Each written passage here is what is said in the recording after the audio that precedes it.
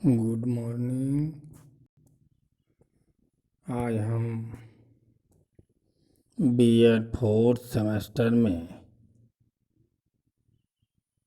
Course EPC fourth के अंतर्गत physical education of yoga में यूनिट 3 देखेंगे, कॉन्सेप्ट ऑफ योगा यानी योगा की धारणा। योगा की क्या धारणा है, तो इस विषय पर हम आज अध्ययन करेंगे।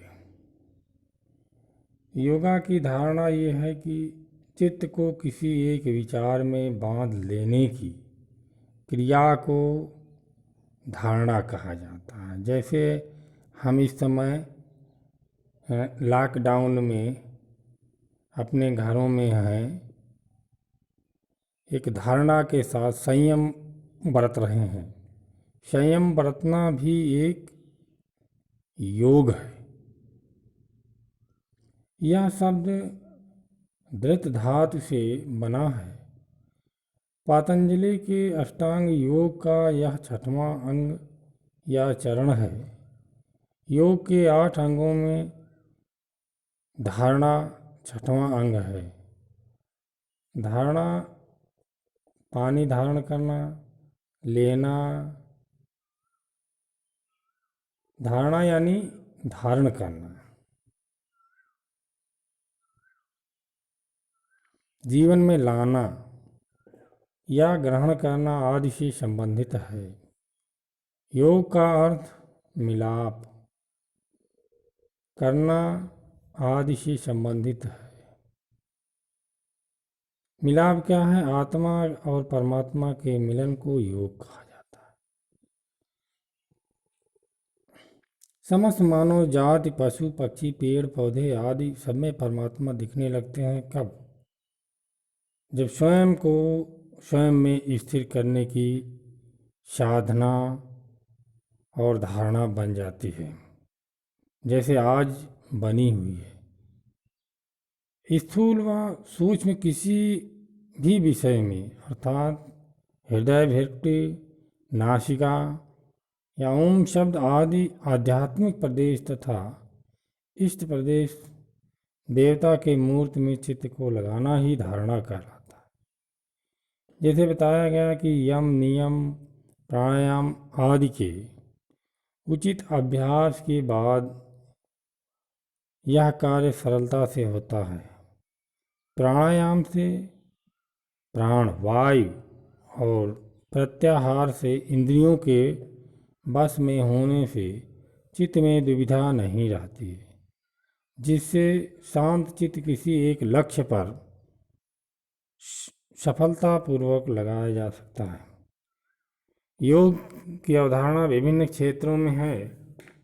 पहले हम देखेंगे योग की अवधारणा स्वास्थ्य के क्षेत्र में।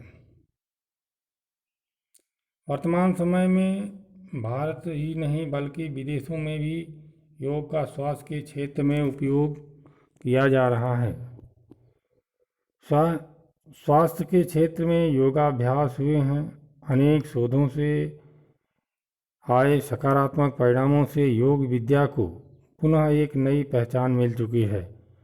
आज विश्व स्वास्थ्य संगठन यानी WHO भी इस बात को मान चुका है कि वर्तमान में फैल रहे मनोदैहिक रोगों में योगाभ्यास विशेष रूप से कारगर है। विश्व स्वास्थ्य संगठन का मानना है कि योग एक सुव्यवस्थित व वैज्ञानिक जीवन शैली है, जिसे अपनाकर अनेक प्रकार के प्राणाघातक रोगों से बचा जा सकता है। योगाभ्यास के अंतर्गत आने वाले 6 कर्मों से व्यक्ति के जीवन में, शरीर में संचित विषैले पदार्थों का आसानी से निष्कासन हो जाता है।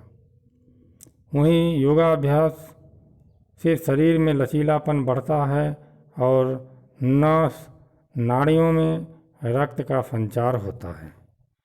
दूसरा पॉइंट बताया कि रोगों उपचार के क्षेत्र में धारणा।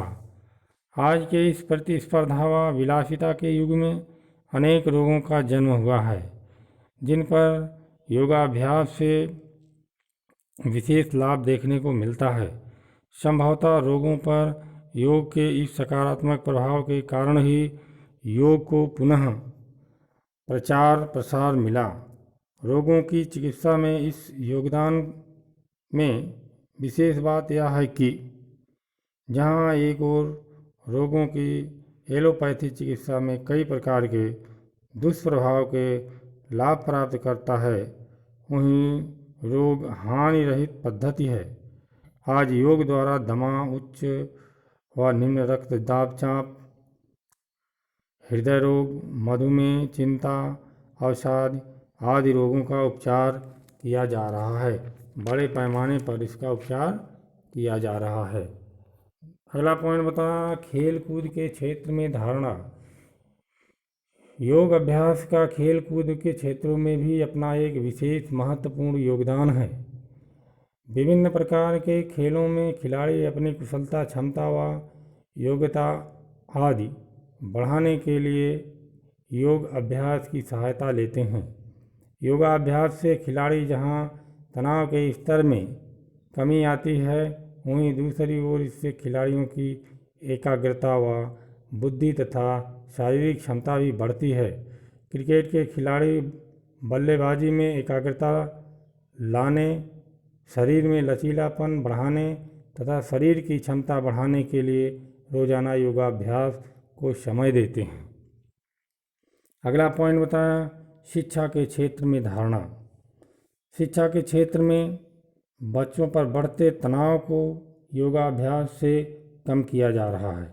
बच्चों में शारीरिक ही नहीं बल्कि मानसिक रूप से भी मजबूत बनाया जा रहा है। स्कूलों व महाविद्यालयों में शारीरिक शिक्षा विषय में योग पढ़ाया जा रहा है। वहीं योग ध्यान के अभ्यास द्वारा विद्यार्थियों में बढ़ते मानसिक तनाव को कम किया जा सकता है। साथ ही साथ इस अभ्यास से विद्यार्थियों की एकाग्रता व स्मृति शक्ति पर विशेष सकारात्मक प्रभाव देखे जा सकते हैं।